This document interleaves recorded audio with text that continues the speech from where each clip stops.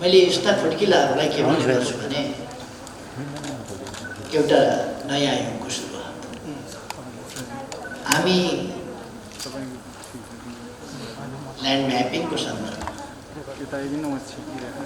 अनि डिजिटल म्यापिङको एउटा न्यू एरामा प्रवेश गरेका छौँ। यो अब हिजो जसरी कोही ठाउँमा पुग्नुपर्ने त्यहीँको माटो उठाएर ल्याउनु पर्ने, त्यहीँको माटो ल्याबमा राखेर टेस्ट गर्नुपर्ने, त्यस समयबाट हामी अब गुगलबाट हेरेर, हाम्रो एप्सबाट हेरेर अथवा डिजिटल एक्सरेको माध्यमबाट हामीले त्यो एक्सरे गरिसकेका छौँ र त्यसबाट हाम्रो कुन ठाउँको माटो कस्तो छ त्यो पत्ता लगाउने, थाहा पाउने, कहाँ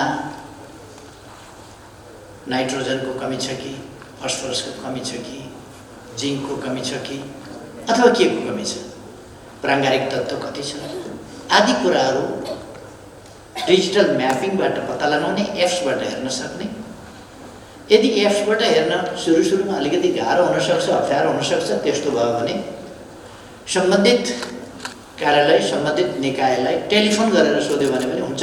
देशको कुनै भागबाट टेलिफोन गरेर किसानले मेरो माटो हेरिदिनुहोस् न भनेपछि कमसेकम सेटेलाइटको माध्यमबाट, गुगलको माध्यमबाट म्याप हेरेर त्यसलाई इन्लार्ज गरेर तपाईँ कहाँ हुनुहुन्छ, कुन ठाउँ हो भनेर सोधेर तपाईँको घर यस्तो देखियो त्यही हो भनेर, त्यो घरभन्दा कतापट्टिको माटो तपाईँले नाप्न खोजेको भनेर सोधी कुरा गरेर, संवाद गरेर तपाईँको बारीमा यो चिज कमी छ, यो चिज लगाउनुहोस् भन्न सकिन्छ। अर्थात्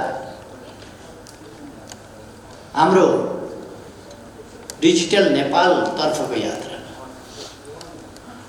डिजिटल नेपाल फ्रेमवर्कको इम्प्लिमेन्ट गर्ने कुरा सन्दर्भमा अथवा इम्प्लिमेन्टेसनको यात्रा अथवा देशका प्रमुख सेक्टरहरूमध्ये, त्यसका विभिन्न सेक्टरहरू छन् जसमध्ये 8वटा सेक्टरहरूमध्ये सायद मोटामोटी मूल सेक्टर 8वटा छन् यहाँ। त्यसमध्ये प्रमुख कृषि, यस क्षेत्रको कृषि उपज हुनका लागि माटो चाहियो। त्यो माटो कस्तो छ, त्यसको स्वास्थ्य कस्तो छ, कुपोषणको त्यसमा कुन रोग लागेको छ, मानिसलाई जस्तै त्यसलाई एनिमिया भएको हो कि, भिटामिन बी कम्प्लेक्सको कमी भएको हो कि,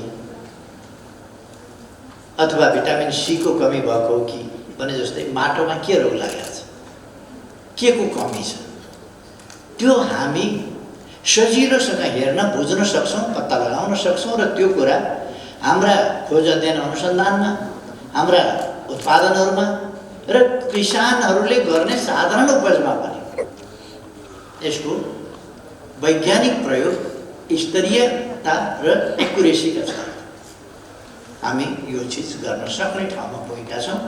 र म तपाईँहरूलाई मान्य मन्त्रीज्यू लगायत, सचिवज्यू लगायत, कृषि अध्ययन अनुसन्धान परिषद लगायत, यसका डिपार्टमेन्ट र यसमा रिसर्च र अरू कामहरूमा खटेर यस कामलाई सफलताको यस बिन्दुमा पुर्याउन सहयोग गर्नुहुने सबैलाई प्रशंसा गर्न चाहन्छु, बधाई भन्न चाहन्छु यो सफलताका लागि, धन्यवाद भन्न चाहन्छु। तपाईहरूले नेपाललाई यस क्षेत्रमा डिजिटल नेपालको फ्रेमवर्क इम्प्लिमेन्टेसनको क्षेत्रमा अथवा डिजिटल नेपाल निर्माण गर्ने सन्दर्भमा, आधुनिक नेपाल निर्माण गर्ने सन्दर्भमा एउटा महत्त्वपूर्ण उपलब्धि हासिल गरेर नेपाललाई एउटा नयाँ युगमा प्रवेश गराउनु भएको छ। त्यसका लागि तपाईहरूलाई म धेरै धन्यवाद भन्न चाहन्छु। तपाईहरूले नेपाललाई यसरी एउटा आधुनिक नयाँ युगमा मात्रै प्रवेश गराउनु भएको छैन, दक्षिण एसियाको प्रथम राष्ट्र पनि बन्नुभएको छ। यस मामलामा Nepal is the first nation in the South Asia. Digital mapping soil mapping, यो सोयल म्यापिङको डिजिटल सोयल म्यापिङ साउथ एसियामा अरू कुनै पनि देशले अहिलेसम्म सम्पन्न गरेका छैन। We are the first. धन्यवाद तपाईँहरूलाई जान्छ। म योजना आयोगलाई पनि धन्यवाद भन्न चाहन्छु। यस काममा योजना आयोगको विभिन्न ढङ्गले इन्भल्भमेन्ट छ हुन्छ।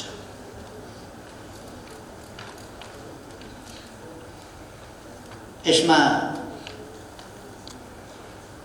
युएसएआइडीलाई म धन्यवाद भन्न चाहन्छु, उहाँहरूको साथ सहयोगका लागि। हाम्रो युएसएआइडी हाम्रो एउटा भरपर्दो डेभलपमेन्ट पार्टनर। यस सफलताले, यस काममा उहाँहरूको कन्ट्रिब्युसनले यसलाई पुष्टि पनि गरेको छ। र मैले उहाँको वक्तव्य सुने, युएसएआइडी को वक्तव्य, त्यसले नेपालप्रति खुसी व्यक्त गरेको छु यो सफलताको लागि र धन्यवाद भनेको छ, प्रशंसा गरेको छ हाम्रो सफलताको।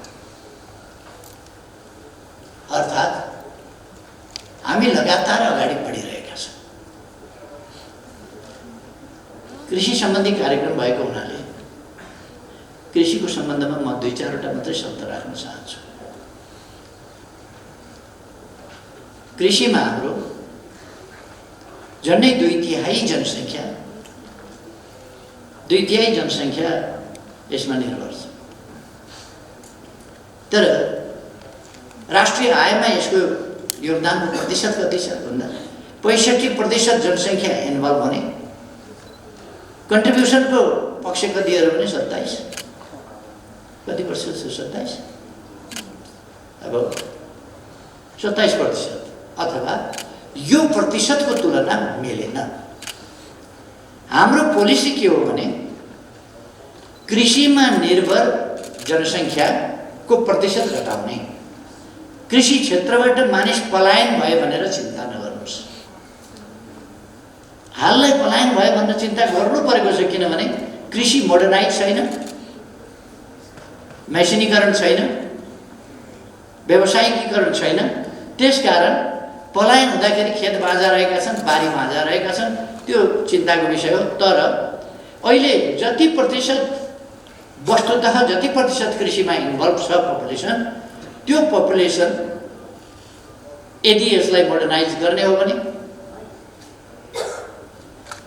त्यो पपुलेसन काफी हुन्छ, काफीभन्दा बढी हुन्छ। त्यसकारण हाम्रो नीति हो कृषिमा अल्झिएको जनसङ्ख्या, जहाँ अर्धरोजगार, आंशिक रोजगार बनेर अल्झिएको छ, त्यसले पूर्ण आफ्नो यस्तो पिङमा चढेको छ जो मच्चिँदैन। म पनि लिङ्गे पिङ चढ्यो भने त्यस्तै हुन्छ। चढ्यो उता, अरू चढ्दा पर जान्छ, उता जान्छ, आफू चढ्दाखेरि हल्लिन्छ मात्रै। हाम्रो कृषि त्यस्तै भएछ, म लिङ्गे पिङ चढे जस्तै स्विङमा जाँदै जाँदैन। त्यसलाई हामीले मोडर्नाइजेसनको स्विङमा लानु पर्यो, प्रोडक्टिभिटी बढाउने स्विङमा लानु पर्यो। त्यसो गऱ्यौँ भने त्यो पपुलेसन त्यहाँ चाहिँदैन जो कृषिमा इन्भल्भ छ, अथवा कृषिमाथिको डिपेन्डेन्सी उसको छ। त्यो डिपेन्डेन्सी घटाउनु पर्दछ, त्यहाँ इन्भल्भमेन्ट किसानको घटाउनु पर्दछ, त्यो पपुलेसनको घटाउनु पर्दछ। पपुलेसन अन्यत्र सिफ्ट गर्नुपर्दछ, अन्यत्र यसै सिफ्ट हुँदैन, अन्यत्र अपर्च्युनिटी क्रिएट गर्नुपर्दछ, होइन भने अरबका खाडीतिर पुग्छ पपुलेसन। अरू क्षेत्रमा हामीले यदि रोजगारीका अवसरहरू, अपर्च्युनिटी, बेटर अपर्च्युनिटिज, अन्यत्र एट्र्याक्टिभ अपर्च्युनिटिज अन्यत्र हामीले क्रिएट गर्न सकेनौँ भने त्यो पपुलेसन अरूतिर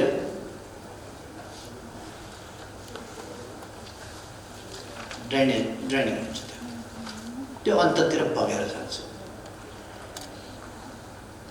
त्यसर्थ हामीले उपयुक्त ढङ्गले त्यो पपुलेसनलाई बढी प्रोडक्टिभ र आवश्यक फिल्डमा सिफ्ट गर्ने, एग्रिकल्चरको मोडर्नाइजेसनद्वारा पपुलेसनको, अत्यधिक पपुलेसनको इन्गेजमेन्टलाई घटाइदिने, अर्ध वा आंशिक बेरोजगारी अथवा झन्डै पूर्ण बेरोजगारीको स्थितिबाट पूर्ण रोजगारीको स्थिति र प्रतिफल दिने खालको स्थितिमा रहेको पपुलेसनलाई या राख्ने त्यहाँ पपुलेसनलाई त्यसरी सदुपयोग गर्ने पपुलेसनको र उता इन्भल्भमेन्ट कृषितर्फको संलग्नतामा अल्झिएको पपुलेसन घटाइदिने तर कृषि उत्पादन बढाइदिने र राष्ट्रिय आयमा 27% होइन यसको प्रतिशत वृद्धि गर्ने, यसको योगदानको प्रतिशत वृद्धि गर्ने, योगदानको प्रतिशत वृद्धि गर्न सकिन्छ।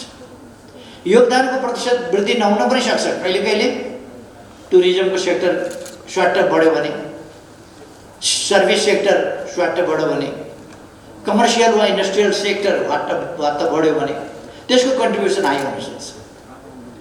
अथवा आइटीका सेक्टरहरू, अरू सेक्टरहरू, आर्टिफिसियल इन्टेलिजेन्सका सेक्टरहरू, तिनीहरू वात बढेर ती सक्सेसफुल्ली अगाडि बढ्यो भने हाम्रो जस्तो टुरिज्मका लागि प्रचुर सम्भावना भएको देशमा टुरिज्म वात बढ्यो भने यसको कन्ट्रिब्युसन धेरै माथि प्रतिशतमा नजान सक्छ। किनभने यसको उत्पादन कम भएर होइन, उत्पादन र उत्पादकत्व धेरै बढेको हुन्छ, तर पनि कन्ट्रिब्युसन चाहिँ अरू क्षेत्रको कन्ट्रिब्युसनले यसलाई 5 फिटको उचाइलाई त 6 फिटको उचाइ भयो भने होचो बनाइदिन्छ नि त।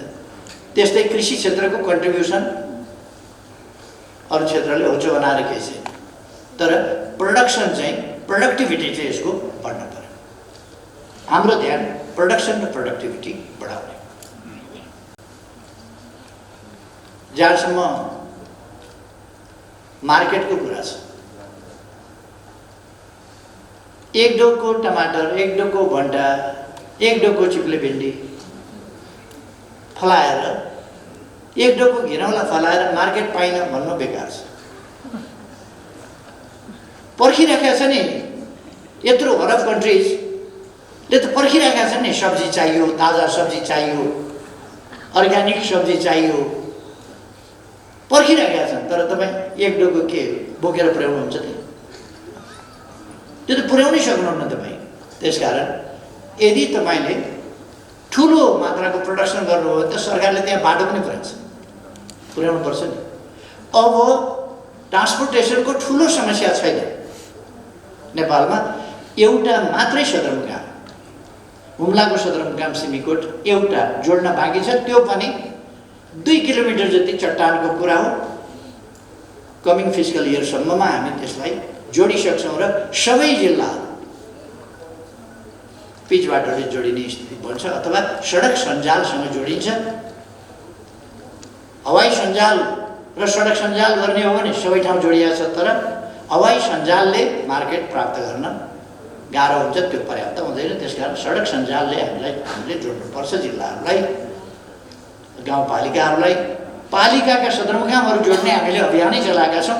पालिकाका सदरमुकामहरू हाइवेबाट या मूल सडकबाट पालिकाका सदरमुकामहरू जोड्ने पक्की बाटो निर्माण गर्ने आयोजना यस वर्ष अझ तीव्र गतिका साथ हामीले चलाएका छौँ र यो आर्थिक वर्षभरिमा केही मात्रै पालिका सदरमुकामहरू पिच बाटोबाट जोडिन बाँकी रहन्छन्, अरू जोडिसक्छौँ। हामी हिँड्दै जाउँ जहाँ पुगिएला भनेर सरकार चलाइरहेका छैन। हामी गन्तव्य तोक्छौँ, यहाँ पुग्ने, त्यहाँ कुन बाटोबाट कसरी जाने त्यो बाटो र विभिन्न लक्ष्यहरू तोक्छौँ। विभिन्न लक्ष्यहरू कुन कुन क्षेत्रका के लक्ष्यहरू राख्नुपर्छ। कृषि क्षेत्रको मोडर्नाइजेसनको, कृषि क्षेत्रको उत्पादकत्व वृद्धिको, कृषि क्षेत्रमा आत्मनिर्भरताको, कृषि आधारित उद्योग व्यवसाय आदि इत्यादि। यहाँ कृषि भन्दाखेरि मान्छेले सानो अर्थमा मात्र बुझ्छ प्राय। धान चामलको बुझ्छ, यसो धानको, गहुँको, आलुको, सब्जी तरकारीको, माछा पालन, गौ पालन आदिको। त्यो मात्रै होइन, कृषि भनेको त सिल्क उत्पादन पनि हो। कृषि भनेको उन उत्पादन पनि हो। कृषि भनेको कपास उत्पादन पनि हो। कृषि भनेको कपास हो, धागो हो, कपडा हो, लुगा हो। कृषि नै हो त्यो पनि। कृषिबाटै अनि ती उद्योगहरू सुरु हुन्छ। त्यसकारण हामीले त्यस्ता औद्योगिक उत्पादन त्यो पछि गएर चाहिँ उद्योगसँग सम्बन्धित हुन्छ, अरू कुराहरूसँग सम्बन्धित हुन्छ। गार्मेन्ट एउटा इन्डस्ट्रीको रूपमा हुन्छ, तर त्यो गार्मेन्टको सुरु कहाँबाट हुन्छ भन्दा एग्रिकल्चरबाट हुन्छ। त्यसकारण एग्रिकल्चर टु इन्डस्ट्री हामीले त्यस बाटोबाट हरेक क्षेत्र जुत्ता एग्रिकल्चरबाट सुरु हुन्छ, पेटी एग्रिकल्चरबाट सुरु हुन्छ, कपडा एग्रिकल्चरबाट, ऊन, गलैँचा, कार्पेट, पश्मिना, यी सबै, ड्राई फ्रुट्स, जुसेस, विभिन्न प्रकारका जुस कृषिबाट सुरु हुन्छ। अनि विभिन्न प्रकारका कृषिसँग सम्बन्धित फ्याक्ट्रीहरू, कृषिसँग सम्बन्धित फ्याक्ट्रीहरू अरू फ्याक्ट्रीहरू हामी लगाउँदै जान सक्छौँ। कृषि उपजलाई प्रशोधन गर्ने फ्याक्ट्रीहरू लगाउन सक्छौँ, फलफुल प्रशोधनका लगाउन सक्छौँ। अघि अलिकति कुरा आएको थियो, कृषिमा हामी यथार्थमा खाद्यान्नमा, खाद्य बालीमा, खाद्य वस्तु, खाद्य पदार्थमा यथार्थमा हामी आत्मनिर्भर छौँ, भइसकेका छौँ यथार्थमा। तर हामीलाई लामा सिता भएको चामल चाहिन्छ। लामा सिता भएका चामल यसो पाहुना पासा आउँदा पनि देखाउँदाखेरि अलिकति हरिया टमाटर पनि हालेर, अलिकति जिरा पनि हालेर लामा सिता भएको पातलो चामल भयो भने अलिकति सान बढे जस्तो लाग्ने, त्यो भात होइन अलिकति भुसामा परिणत भए जस्तो लाग्ने, खाने होइन जिउनार गरे जस्तो लाग्ने पानी भित्रिया छ। त्यो सानो मसिनो लामो चामल भनेको रियल चामलै होइन, त्यही मोटो चामललाई एउटा प्रविधिबाट पेलेर लामो बनाइदिन्छ अनि हामी गजब मसिनो चामल किनेर खान्छौँ। धोका हो सबै। पुरानो थोत्रो चामल जुन आउँछ नि विभिन्न ब्रान्ड, सबै धोका हो। थोत्रो पुरानो चामल, शास्त्रमा के भन्छ, पहिलो वर्षको अन्न बिउका लागि राख, पहिले बिउ बचाऊ। दोस्रो वर्षसम्मको अन्न खानेकुराका लागि प्रयोग गर, पौष्टिकता रहन्छ। तेस्रो वर्षदेखि अन्न होम होमादि इत्यादिमा काम लाग्छ, अथवा त्यो खाद्य पौष्टिक तत्त्व त्यसमा अत्यन्त कम भएको हुन्छ, यज्ञ इत्यादिमा चरु होममा काम गर्नुपर्छ। हामी चाहिँ तेस्रो वर्षको होइन, पञ्चम वर्षको पेलेको लामो बनाएको चामल, पेलेर लामो बनाएको त्यो चामल खान्छौँ। कुनै धान देख्नुभएको छ 1 इन्च लामो, अनि चामल चाहिँ 1 इन्च लामो कसरी भयो? सब प्याकेट। प्लास्टिकका चामलको पनि कुरा सुन्नुभएको होला साथीहरू। कत्रो कत्रो धोका छ यहाँ। कृपया भरेदेखि घरमा गएर घर परिवारमा सल्लाह गर्नुहोस्, लामो चामल किन्नु बन्द गर्नुहोस्। काम छैन लामो। हामी एक ढङ्गले आत्मनिर्भर छौँ। अहिले हाम्रो विकासको अभियान, हाम्रो यात्रा यो खालि एउटा कुराको रूपमा मात्रै होइन, एउटा एक्सप्रेसनको रूपमा मात्रै होइन, एउटा डिटर्मिनेसनको रूपमा मात्रै पनि होइन। यो मेट्रोलाइज कसरी गर्न सक्छौँ, हामी यसलाई कसरी प्राप्त गर्न सक्छौँ, त्यसमा लागेर। त्यसै कारण भर्खरै हामीले सुन्यौँ, अहिलेको सरकार बन्नभन्दा अगाडि 10औं वर्षसम्म 3% का दरले कृषि उपज उत्पादन, त्यसको उत्पादकत्व वृद्धि कति थियो त? उत्पादन वृद्धि कतिका दरले हुन्थ्यो भन्दा 3% का दरले हुन्थ्यो। 10औं वर्ष भइसक्यो 3% का दरले। अहिले 11.2% का दरले समग्र कृषि उपजको वृद्धि भएको छ, खाद्यान्नमा वृद्धि भएको छ। माछा मासुमा 20% पे वृद्धि भएको छ। दुग्ध पदार्थमा 19% वृद्धि भएको छ। तरकारी 9% वृद्धि भएको छ तरकारी। यो वृद्धि दर 20% हामी माछा मासुमा जुन वृद्धि गरिराखेका छौँ, यसबाट 5 वर्षमा त हामी 100% अथवा भनेको डबल वृद्धि गर्ने भयो। त्यसो भएपछि हाम्रो खपत क्षमताभन्दा बढी हुन्छ। त्यसो भएपछि हामीले इन्टरनेसनल मार्केट खोज्नुपर्ने हुन्छ। इन्टरनेसनल मार्केट खोज्ने कुराको खालि 2-3 वटा मात्रै तत्त्व छ, त्यसभित्र रहस्य छ। एउटा गुणस्तरीय वस्तु उत्पादन। आजको प्रतिस्पर्धी दुनियाँमा 3टा चिजको कम्पिटिसन हुन्छ। गुणस्तरको, त्यो कति गुणस्तरीय छ, प्राइसको, त्यो कति रिजनेबल प्राइसमा उपलब्ध छ, तेस्रो डेलिभरीको, कतिको टाइमली तपाईँ डेलिभरी गर्नुहुन्छ। टाइमली डेलिभरी गरेन भने कृषि उपज, कपडा त केही छैन, कपडा थानमा यस सिजनमा ज्याकेट बिकेन भने राख्ने ठाउँको झन्झट मात्रै हो। फेरि अर्को सिजनमा टकटक्यायो, झुन्ड्याइदियो, नयाँ ज्याकेट फेरि बिक्छ। तपाईँ अर्को वर्ष टमाटर बेच्न सक्नुहुन्छ। सक्ने प्रविधि पनि हुन्छ, त्यसलाई कसरी रिजर्भ गर्ने, कसरी के गर्ने अहिले चल्न चलेको छ नि। तपाईँलाई बिकाउनु छ भने टमाटर काटेर चाना पार्नुहोस्, अलिक सुकाउनुहोस्, अचार बनाउनुहोस्। बेच्न समस्या पर्यो भने सुपरमार्केटमा पठाउनुहोस्। सुपरमार्केटले किन्न आनाकानी गर्यो भने पतञ्जलीको छाप लगाइदिनुहोस्।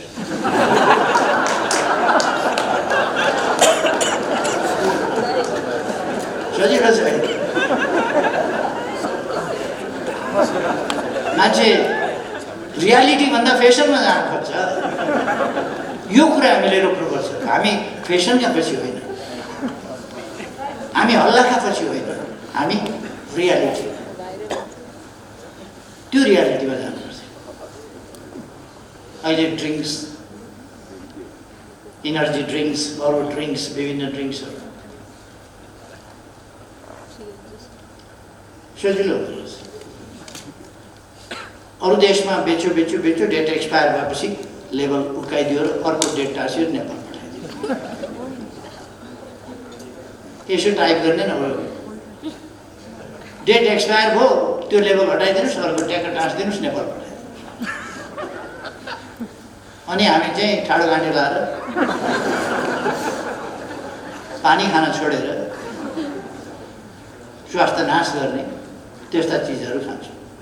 पानी बिग्रिरहेको छ। हामीले पानी सफार्नु पर्यो। अब एउटा कमसेकम हामीले आदत गरौँ। केही छैन भने भाडामा बस्नुभएको छ भने पनि तपाईँ कोठाका छेउमा पेटीमा एउटा सानो गमला त राख्न सक्नुहुन्छ। केही पाइँदैन भने कमसेकम तपाईँ खुर्सानी लगाउनुहोस् त्यहाँ। आफ्नै गमलामा फलेको खुर्सानी छिपिएपछि टिपेर अलिकति टुप्पो टोक्नुहोस् त, कस्तो आनन्द आउँछ। टमाटर लगाउनुहोस् त, त्यसको आफ्नै गमलामा फलेको टमाटरको अचार बनाएर खानुहोस् त, कति आनन्द आउँछ। हरियै हुँदा टिपेको, काठमाडौँ आउँदा आउँदै पाकेको, तपाईँको घरसम्म आइपुग्दा भइहालिन थालेको टमाटरको अचार खाने हो। त्योभन्दा आफ्नै गमलामा पाकेपछि टिपेर बनाएको अचारको त्यो खायो भने टेस्ट नै बेग्लै। तपाईँहरूलाई थाहा छ, म लामो समय जेल परेको थिएँ।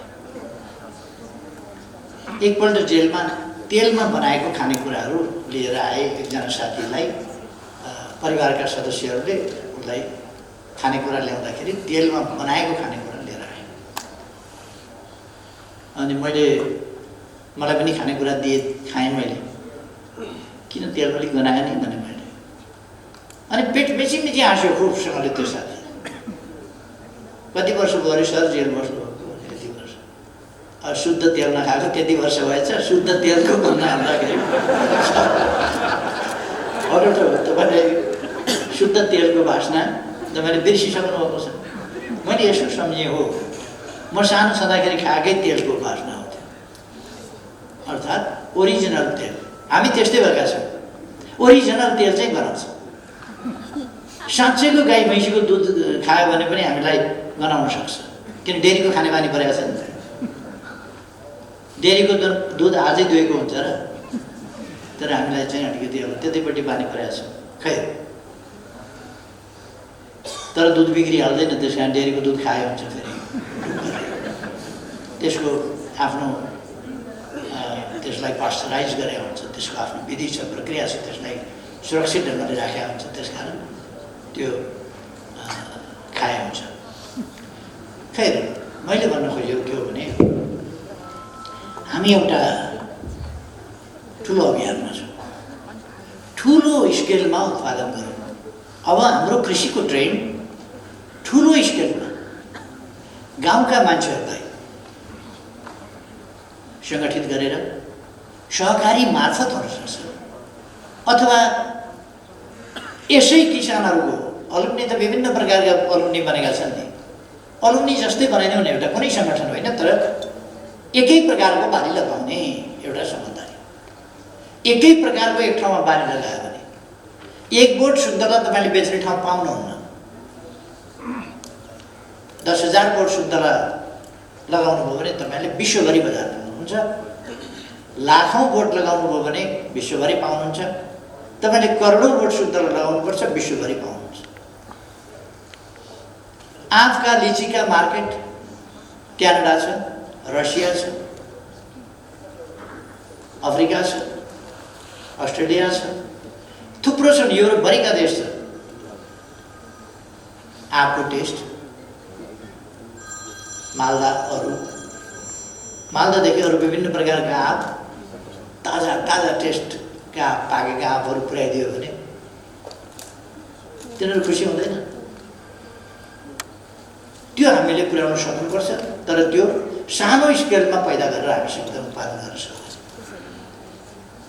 सब्जी आदि इत्यादिका लागि हामीसँग अरबका देशहरू छन्, अरू थुप्रो देशहरू छन्। सब्जी उत्पादन नहुने देशहरू छन्, त्यस्ता देशहरूमा हामी पठाउन सक्छौँ, अथवा हाम्रा लागि विश्व बजार खुल्ला छ। दुईतिर छिमेकीहरू नै हाम्रा ठुला पपुलेसनहरू छन्, ठुलो जनसङ्ख्या भएका छिमेकी, बजारको कमी हुँदैन, हामी उत्पादन गर्दैन। हामी उपभोक्ता छौँ, सुपरमार्केटहरू छन्, हाम्रो उत्पादन केही पाइन्छ त्यहाँ सुपरमार्केटमा? केही पनि पाइँदैन। हाम्रो उत्पादन कोही कोही पाइयो भने कोही पतञ्जलीको लेबल टाँसेका के अचार सचार यताउता, अलिकति जुत्ता, अलिकति अन्डा, अलिकति कुखुराको मासु, केही हामीले उत्पादन अलिकति बजारसम्म पुर्याउने गरेका छौँ। नत्र भने हामी व्यापार भनेको के ठान्छौँ? जापानिज गाडी ल्याउने, यहाँ सोरुम खोल्ने, यहाँ चाहिँ डिलर हुने, अनि त्यसलाई व्यापार, उसको सामान ल्यायो बेच्यो, अलिकति त्यसबाट मार्जिन राखेर खायो, अथवा कमिसन एजेन्टको रूपमा काम गऱ्यो, व्यापारहरू त्यो। खास व्यापार त्यो हो जो तपाईँ उत्पादन गर्नुहुन्छ र अरूलाई बेच्नुहुन्छ। बेच्नु व्यापार हो, किन्नु के व्यापार हो? मैले यो टोपी किने, व्यापार गरेँ हो र, किनेर लाग्यो, यो कोट पनि किनेर लाग्यो कि व्यापार गरे हो? जुत्ता किनेर लाग्यो, किनेर खानु, किनेर लाउनु व्यापार हो र? आफ्नो उत्पादन अरूलाई बेच्नु चाहिँ खास व्यापार हो। अब हाम्रो व्यापारिक क्षेत्र पनि यसरी प्रोत्साहित भएको छैन। त्यो व्यापार के हो बुझोस् र व्यापारमा लागोस्। उद्योग, मूलतः हाम्रा उद्योगहरू हाम्रा उत्पादनका निम्तिका उद्योग रोजगारीका अवसर सिर्जना गर्ने र उत्पादन गर्ने। मैले लगानीका मुख्य क्षेत्र पनि त्यसलाई भनेको छु, कि त इन्फ्रास्ट्रक्चरमा, कि शिक्षा र स्वास्थ्यमा, कि चाहिँ यस्ता कुराहरूमा रोजगारीका अवसर सिर्जना गर्ने र उत्पादन वृद्धि गर्ने, यस्ता कुराहरूमा लगाउँ। हाम्रो लगानी त्यसमा गरौँ जसले हाम्रो जनसङ्ख्यालाई रोजगारयुक्त बनाउँछ, सबल सक्षम बनाउँछ, सिपयुक्त बनाउँछ र उसको आत्मविश्वास जगाउँछ र उसलाई एउटा आनन्दी जीवन आफ्नो उत्पादन जस्तो त्यो किसान जसलाई खाना लाउन पुग्छ बडो प्रसन्न हुन्छ, किनभने ऊ आफ्नो उत्पादन खाएर बाँचेको हुन्छ। त्यसकारण ऊ एकदम प्रसन्न चित्त हुन्छ। जसलाई खाना पुग्दैन, साह्रै थोरै छ, उसको खानाको चिन्ता त्यहाँ फेरि समस्या छ त्यहाँ। त्यसकारण हामीले त्यो वर्गलाई पनि आफ्नो लक्षित वर्गभित्र राख्नु पर्दछ, जो उसँग या त पर्याप्त जमिन छैन या जमिन भए पनि उसले उत्पादन कसरी गर्ने भन्ने कुराको राम्ररी बेलो पाएको छैन, अथवा त्यो उत्पादनलाई अगाडि बढाउनका लागि उसँग अरू लगानी गर्ने पुँजी लगायतका कुराहरू छैन। त्यसकारण पुँजीको सहयोग सरकारले गर्छ।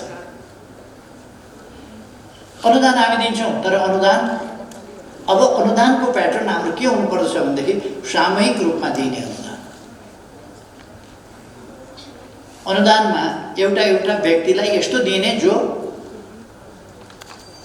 विभिन्न विकृतिमा गएर त्यो बजियोस्, त्यो प्रतिफल वास्तवमा देशले नपाओस्, जनताले नपाओस्, खुदै व्यक्तिले नपाओस्, अथवा सिधैमा पाएको पैसा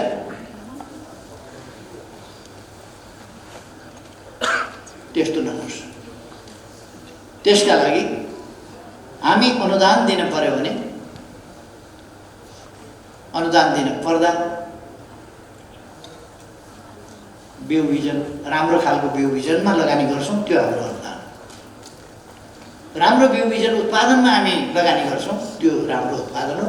सुपथ मूल्यमा सहज ढङ्गले किन्ने परिस्थिति निर्माण गर्छौँ किसान।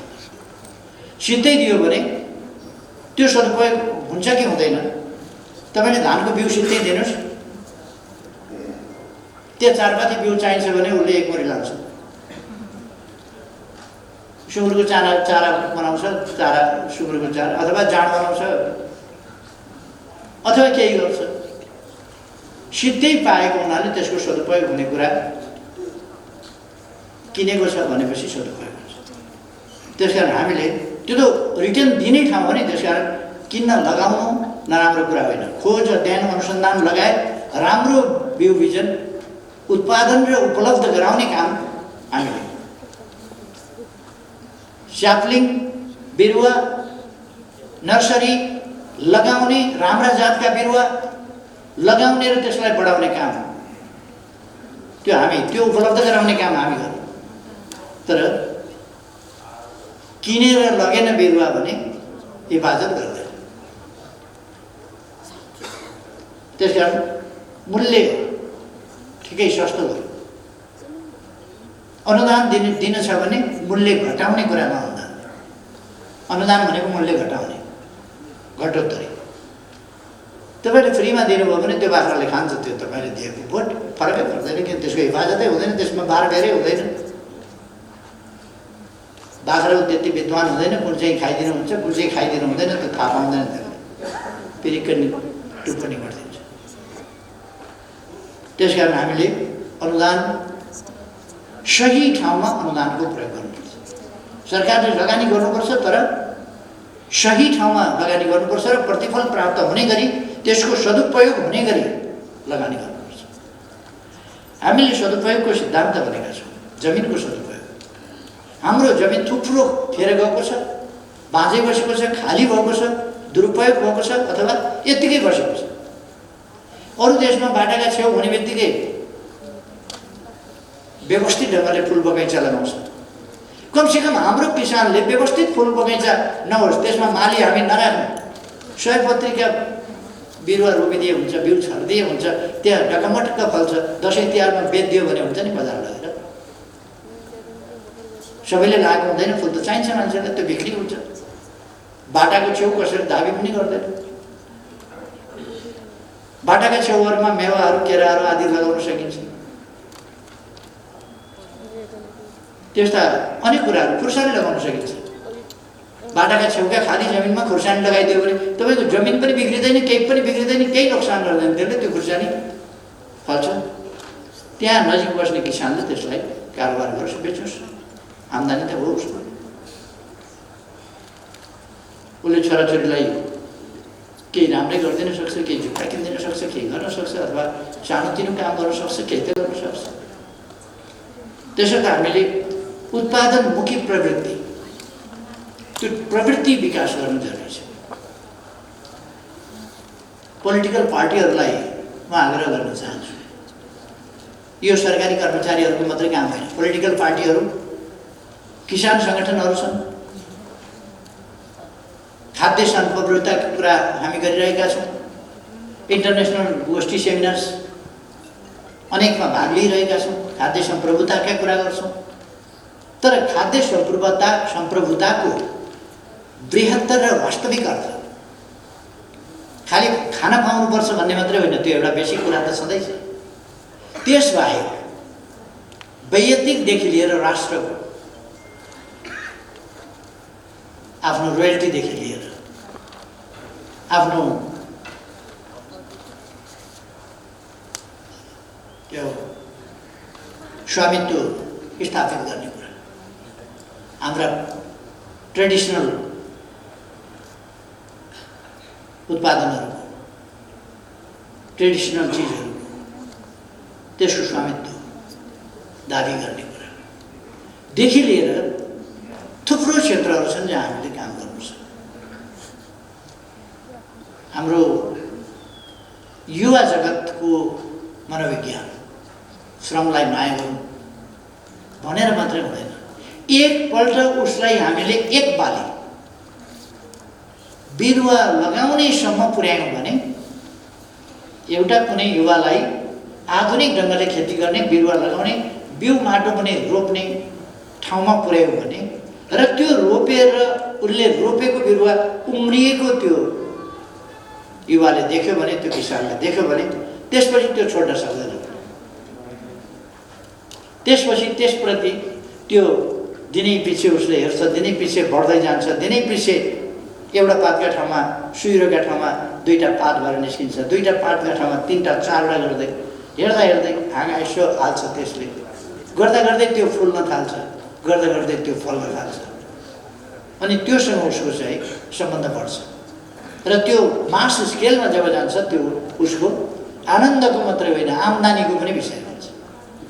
जब आनन्द र आम्दानीको दुईटै विषयको सङ्गम हुन्छ, त्यसपछि ऊ त्यसबाट डिट्याच हुनै सक्छ। त्यस कारण हामीले यो प्रवृत्तितर्फ हामीले विकास गर्न लिएर जानुपर्छ। हामी नेक्स्ट इयर 2022 सम्ममा 2022 एलडिसीबाट डेभलपिङ कन्ट्रीमा ग्रेजुएसन गर्दैछौँ। त्यसका निम्ति हामी त्यो टार्गेट हाम्रा लागि सहयोगी छ विकासका प्रयासहरूलाई अगाडि बढाउनका लागि। त्यसकारण हामी त्यसमा जान चाहिरहेका छौँ र हामी जान्छौँ। अर्को सन् 2030 सम्म हामी दिगो विकास लक्ष्य, हामी त्योभन्दा अगाडि नै पुरा गर्दैछौँ। दिगो विकास लक्ष्य, विकासका सूचकाङ्क, ती चाहे मानव विकास सूचकाङ्क हुन् वा विभिन्न सेक्टरका सेक्टरल सूचकाङ्क, 17वटा लक्ष्यहरू हुन् अथवा अरू बाँकी उपलक्ष्यहरू हुन्, यी सबै हामी पुरा गर्न सक्छौँ। र हामी यस दिशामा पनि तीव्र गतिले अगाडि बढिरहेका छौँ र दुनियाँ आश्चर्यचकित भइरहेको छ। विश्व ब्याङ्कले हामीलाई यत्तिकै हाम्रो इकोनोमिक डेभलपमेन्टको रफ्तारलाई हेरेर, हाम्रा प्रयासहरूलाई हेरेर यत्तिकै राइजिङ स्टार भनेको त यत्तिकै होइन नि। इकोनोमिक डेभलपमेन्टका प्रयासहरूमा, इकोनोमिक डेभलपमेन्टको क्षेत्रमा नेपाल एउटा राइजिङ स्टार हो। यो मेरो भनाइ होइन, वर्ल्ड ब्याङ्क हो। वर्ल्ड ब्याङ्कले हामीलाई त्यसरी रेकग्नाइज गरेको छ। भर्खरै हामीले USAID को भर्सन सुन्यौँ। कति मुक्तकण्ठले आफ्नो प्रशंसा गरेको छ।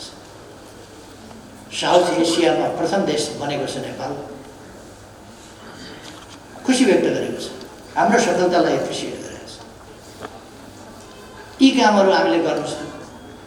यी अरूलाई देखाउनका लागि होइन, ती टार्गेटहरू निर्धारण गरेर हामी जाँदाखेरि हामीले पनि टार्गेट त निर्धारण गर्नु पर्थ्यो नि। हाम्रो 15 पञ्चवर्षीय योजनाको टार्गेट छ। हाम्रो विक्रम सम्वतको सन् 2099 सम्म 2100 पुग्दासम्म टार्गेट छ, जसका लागि अब हामीसँग 22 वर्ष मात्रै बाँकी छ। यी 22 वर्षका टार्गेट, जुन टार्गेटहरू हामीले तोकेका छौँ ती हामी पुरा गर्न सक्छौँ। हामी अर्को वर्षबाट डबल डिजिटको आर्थिक वृद्धि दरमा अर्को वर्षबाट प्रवेश गर्छौँ। कतिपय मान्छेहरू आत्या छन् यो विकासको लहर देखेर। बाटाहरू त्यस्तै छ, पुलहरू बनिराखेका छन्, अरू कामहरू त्यस्तै भइराखेका छ, कृषिमा आधुनिकीकरण, हवाई जहाजबाट नक्सा खिचेर अब त मन्त्रालयले नागले एप्स खोलेर यहीँबाट भनिदिने हो किसानलाई, ए तिम्रो जमिनमा यो मल हाल भनेर, तपाईँको छेउमा त्यहाँ छैन भनेर तपाईँको जेठी अथवा त्यहाँको कृषि सहयोगीले भन्ने। हामी हरेक जिल्ला हरेक उसमा चाहिँ प्राविधिक शिक्षालय पुर्याउँदैछौँ। ती प्राविधिक शिक्षालयहरू मार्फत हुँदैछ।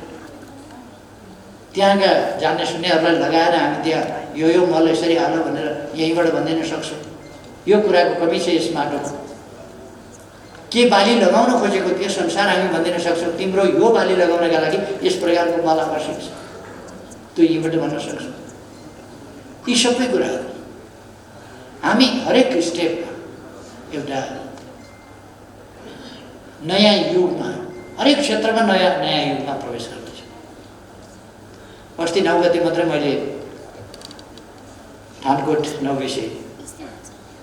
सुरुङ मार्गको प्रारम्भ कसरी भएको छ, कसरी अगाडि बढेको छ हेरेँ। यतापट्टिबाट 27 मिटर विकास भएको छ खनेर, उतापट्टिबाट 90 मिटर खनिसकेका छ।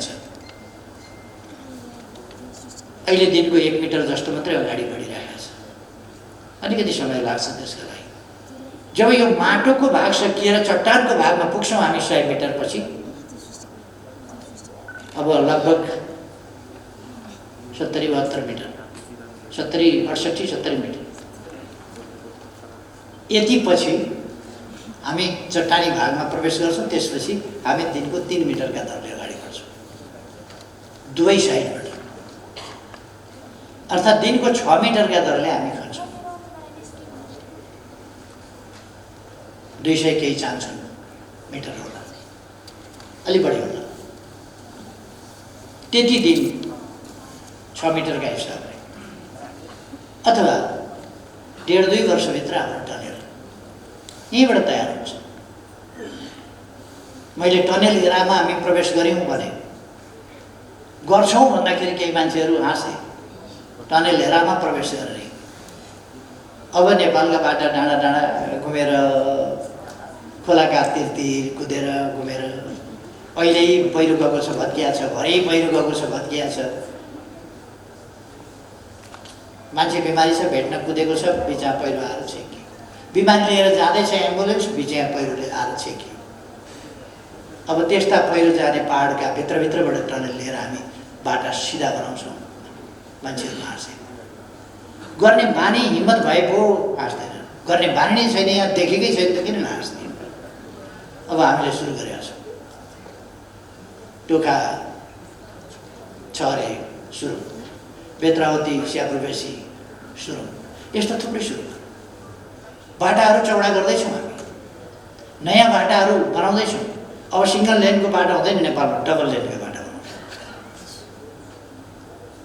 पूर्व पश्चिम मात्र 4वटा हाइवे छ, ती तीव्र गतिमा बन्दैछन्। हुलाकी राजमार्ग, पूर्व पश्चिम राजमार्ग, मदन भण्डारी राजमार्ग, मध्य पहाडी राजमार्ग। यी राजमार्गहरू मध्य पहाडदेखि जाँदैछ।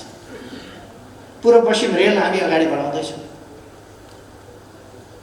पानी जहाजको अध्ययन भइराखेको छ, काम भइराखेको छ। अहिले नै युवाहरू उत्साहित भएर स्टिमर चलाउन थालिसके कोशी र गण्डकीमा। अहिले मान्छे मनोरञ्जनका लागि र आवागमनका लागि गण्डकीमा मनोरञ्जनका लागि मात्रै स्टिमर चल्छ, तर कोशीमा 11 मिनटमा सुनसरीबाट भोजपुर पुर्याउँछ। 11 घन्टा लाग्थ्यो। 11 घन्टा लाग्ने ठाउँमा आधाभन्दा कम मूल्यमा 11 मिनटमा भोजपुर पुर्याउँछ। नदीमाथि सलल्ल बगेको आनन्द, त्यो इन्जोयमेन्ट पनि लिन पाइयो।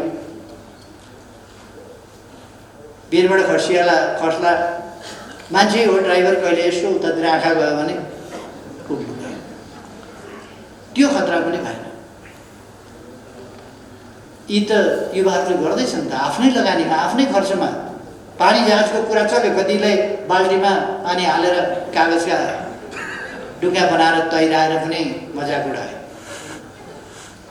अब हामी हाम्रो झन्डा भाग त गङ्गामा कुदाउँदैछौँ, कोशी गण्डकीमा कुदाउँदैछौँ। विकास गर्दा हुने कुरा। अहिले हामी एक दिनमा 5.7 किलोमिटर बाटो, डबल लेन, 4 लेन, 6 लेन का 5.7 किलोमिटर बाटो हरेक दिन पिच गर्दैछ। अहिले यो वर्षको मात्रै हिसाब गर्ने हो भने वर्ष दिनमा हामी अहिले दिनको कुरा गर्छौँ, महिनाको होइन। दिनमा कतिवटा झोलुके पुल बन्यो, कति दिनमा। पहिले जग्गा यहाँ रोपनीमा जग्गाको मोलतोल हुन्थ्यो, अहिले आनामा हुन्छ नि। त्यस्तै पहिले वर्ष महिनामा कति भन्ने कुरा हुन्थ्यो। वर्षमा 10 किलोमिटर बाटो कालोपत्र हुन्थ्यो, अहिले दिनमा 5.7 किलोमिटर बाटो कालोपत्र हुन्छ। गति त्यो छ। वार्षिक उत्पादन वृद्धिको अघि भर्खर हामीले कुरा गऱ्यौँ।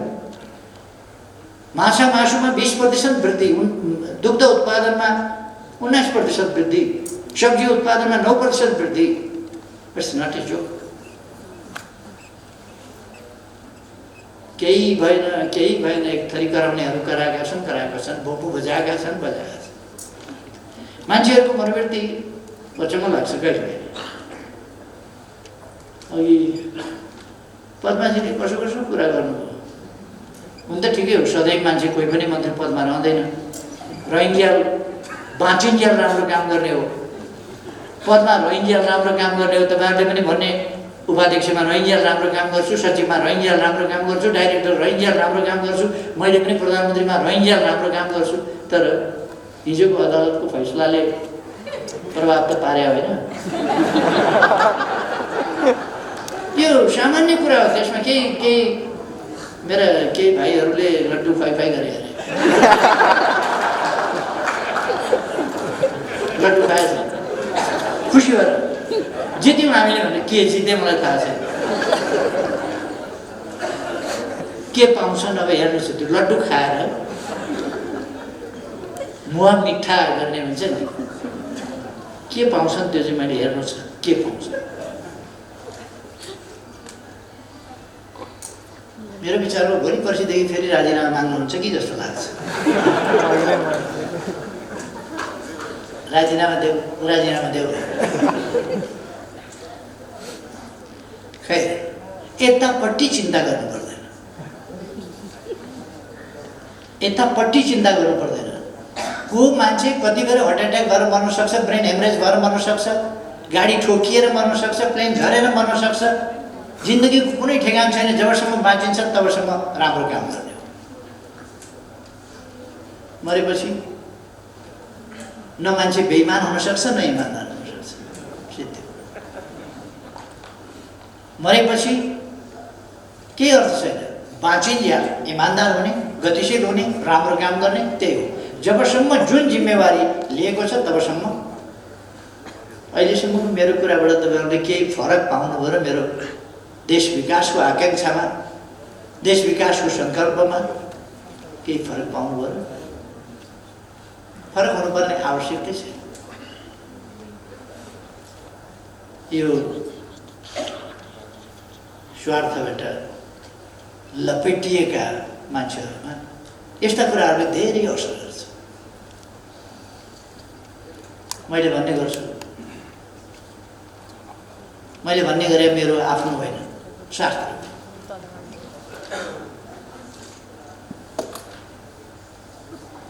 भन्दाखेरि राम्रो नराम्रो सजिलो अप्ठ्यारो जस्तोसुकै परिस्थितिमा पनि भन्ने कुरालाई चाहिँ एउटा अर्को भाषामा शास्त्रले वर्णित गरेको छ। सम्पत्तौ च विपत्तौ च महताम एकरूपता। अप्ठ्यारो परिस्थिति होस्, सुख होस्, दुःख होस्, सम्पत्ति होस् नहोस्, तर पनि एक समान रहनुपर्छ। जस्तो कि उदय सविता रक्त रक्तश्रेष्ठ उभयता। उदाउने खुसियालीमा पनि सूर्य रातै भएर उदाउँछ, अस्ठाउनु पर्दाको दुःखमा पनि रातै भएर मुस्कुराएर अस्ताउँछ। हामी जन्मिँदा सायद सांसारिक दुःख पाइने धरतीमा आइयो भनेर रोएको हो क्या? हरेक बालक जन्मिने बित्तिकै हुन्छ, मर्दा कोही पनि हुँदैन। हामीले आफ्नो कर्तव्य पालना गर्ने हो र हामी दृढताका साथ यो देश बनाइ छोड्ने सङ्कल्पमा अगाडि बढ्छौँ। बनाइ छोड्ने सङ्कल्प, यो देश समृद्ध बनाइ छोड्छौँ, यस देशका जनतालाई सुखी बनाइ छोड्छौँ। कृषि क्षेत्रको यस क्षेत्रमा उलटफेर ल्याउँछौँ हामी। त्यसै गरेर उद्योग क्षेत्र, अरू क्षेत्र हरेक दिन उद्घाटन भइरहेका छन्, शिलान्यास भइरहेका छन्, काम सम्पन्न भइरहेका छन्। पुल बनेर उद्घाटन भयो, उद्घाटन भएको शिला त्यहाँ कसैले राखेछ। पुल बनाउने अनि त्यहाँबाट चाहिँ यहाँ शिलालेख राख्ने भनेर शिलालेख चाहिँ तोडिदिएछ। बहादुरहरू शिलालेख तोडिदिए, किनभने पुल बनाउने शिलालेख। मलाई पुल भत्काएनन्, धन्यवाद दिन्छु। पुल भत्काएनन्, धन्यवाद। शिलालेखको केही मतलब छैन। त्यहाँ किन भत्काएको भने मेरो नाम लेखेर रहेछ उद्घाटन गरेर। मेरो नाम त गौतम बुद्धको नाम सम्झिन्छन्। गौतम बुद्धदेखि यताका कति पुस्ता, कति हजार, कति लाख, कति करोड मान्छे कति जन्मिए, कति मरे, कसले नाम सम्झिएको छ? एउटा गौतम बुद्धको सम्झिन्छन्। अथवा इतिहासमा कहिले कहिले यस्तो एउटा मान्छे हुँदो रहेछ जसलाई सम्झिँदो रहेछ। अरू मान्छे त कति प्रधानमन्त्री भयो होला, कसले सम्झिएको छ? कति राजा महाराजा भयो होला, कति राष्ट्रपति भयो होला, कति सम्राट भयो होला, कति के भयो होला, कसले सम्झिएको छ? त्यसकारण यो अनन्तकालसम्म मलाई तपाईँहरूले सम्झिरहनु हुन्छ भन्ने कुनै भ्रम छैन मलाई। तपाईँहरूले सम्झिरहनुहुन्छ भने सम्झिरहनु तपाईँहरू बाँच्नुहुन्छ भन्ने पनि भ्रम छैन। अनि मलाई कुनै म भ्रमहरूबाट मुक्त मान्छे हो, कुनै भ्रम नभयो। त्यसर्थ हामी हाम्रो कर्तव्यमा जुट्छौँ र देश बनाउँछौँ। यो सङ्कल्प निरन्तर अगाडि बढ्छ। अहिले धेरै कुरा भनेर मान्छे फेरि तर्साउने काम गर्नु पनि ठिक छैन। अहिले यो सरकार छ, सरकार रहन्छ। विकासको क्रम अगाडि बढिराखेका छन्, अगाडि बढ्छ। तपाईँहरू विकासको मार्गमा निश्चिन्त निष्फिक्री ढङ्गले अगाडि बढ्नुहोस्। तपाईँहरूका यी उपलब्धिहरूका लागि म धन्यवाद भन्न चाहन्छु। फेरि पनि धेरै धेरै बधाई छ तपाईँहरूलाई सफलताका लागि। मान्छेले कहिले कहिले काम गरेर पनि सफलता प्राप्त गर्दैन, सफलता प्राप्त गर्दो रहेछ। कतिवटा साइन्टिस्ट काम गर्दा गर्दा गर्दा खोज गर्दा गर्दा सफल नभइकन बिर्सन, त्यसबाट फेरि सुरु गरेर अर्काले सफलता प्राप्त गर्छ, अर्को जेनेरेसन पल्टिनु पर्दो रहेछ।